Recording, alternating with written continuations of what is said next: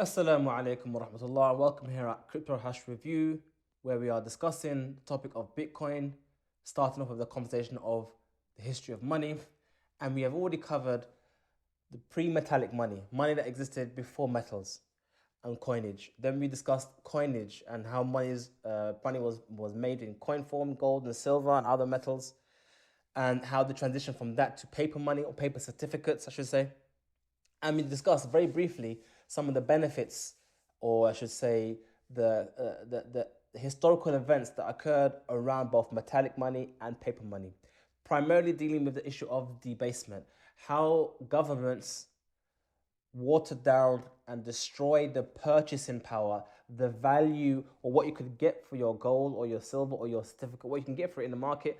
They ended up eroding and destroying its value over time, including gold and silver. Often people think about when they think about printing money or money printing, they often think that this only applies to paper money, hence the printing press, as a fire printer. But this actually becomes from before that, as we discussed in the previous video. Now we are talking about money as it relates to what we currently have. So we were dealing with money that was paper form, and this paper form was a certificate. It was a representation of money that is held in a vault, money that is held in a safe, secure location. This is just a certificate. I could go to that location, hand over the certificate, and get back my actual money, my actual gold or silver, whatever it may be. That's what that was. And that's how it was for a while. But as I mentioned to you, governments printed, or even institutions printed, and they diluted the market with more certificates than there was gold to back it up. Or the other way you can do it is that you can don't print off more money, but just spend the money that's possibly in storage that isn't yours. Both cases affected the market, affected the price of paper money, and something called a central bank, or the concept, became a thing. What's a central bank? It is a bank that essentially regulates the printing or destruction even of money as a means to help balance off, you can say, the money supply. And this occurred in America and other countries in the early 1900s. And this was essentially what the dollar was. And when we say the dollar, there's a reason why whenever we think of money, we focus on the discussion of dollar. Here we're going to mention why. So the dollar, essentially, in the early 1900s, was a representation of gold that was stored in Fort Knox. And that is actually why in America there was actually a decree mentioned where gold was confiscated. There was a decree that said that everyone who has gold, they must sell this gold to the government at a set price in order to keep that balance between what was printed and what was stored. They needed more money, and that's how they generated more money. That actually happened. But what caused the government to want more and more and more money, or want the powers to print more money? War. The same thing happened to the Lydians, happened to America and all other countries. When war is in the play, they need to spend money to feed soldiers, to buy weapons, or to do X, Y, and Z. And this money has to come from somewhere.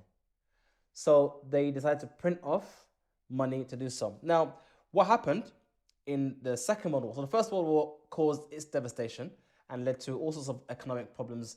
Connected to that would be the Great Depression and so on and so forth. But in the Second World War, where America wasn't actually a part of the war initially, Europe were fighting each other, and they were expending all their resources towards the war efforts. So factories that were previously making products for goods and services were now changed to weapons factories. So therefore, England, France, and other countries, they were now trading their gold that they had in storage to America, and America was giving them the goods they needed for food and clothing and so on and so forth. So that was a massive amount of wealth that was transferred from the European countries, and the European countries kind of translated the rest of the world, you could say, towards America, to the point where more than 2/3 of the total supply of gold in the world was in America, Fort Knox.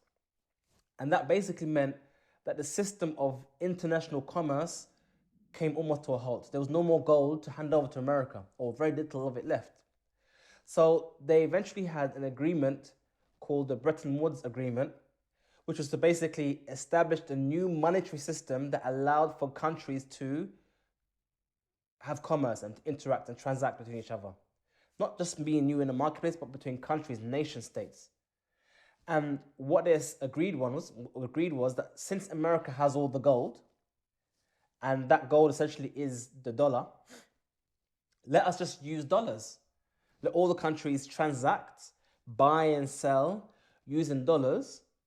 That essentially was a representation of gold. So yeah, they are transacting in dollars, but in reality, it's the gold that's stored in their vaults. That was essentially the basis of the Bretton Woods Agreement, pegging the dollar to gold and using your currency, pegging it to dollar. So it was like that. First, your currency to the dollar and the dollar to the gold, and that was the arrangement. But that didn't stop America from printing. America needed more money, and they printed more money. And they effectively started to debase their own dollar. And then as time went on, this is after the Second World War, as time went on, certain countries weren't happy with what America was doing, printing and debasing their currency. So they had the privilege and the right to print whilst they didn't. Some of them started to demand their money back. First one to do that was France. And when I say demanding money back, I mean demanding their gold back. So they started to say, okay, here's your dollars, give us back our gold. And as you know, the dollar was supposed to be pegged to a certain amount of gold. So it said, here's the dollar, it's a certificate, it's a certificate. Here's the dollar, give me the gold. Dollar, gold, dollar, gold. And it was happening increasingly more and more. And the risk America had at the time was that if this continues, they will run out of gold before people run out of dollars to give them. Remember, they have more dollars in circulation than there are of gold. And that is what happened in 1971, where Richard Nixon decided to pause, and as he said, temporarily, pause the convertibility of dollars to gold.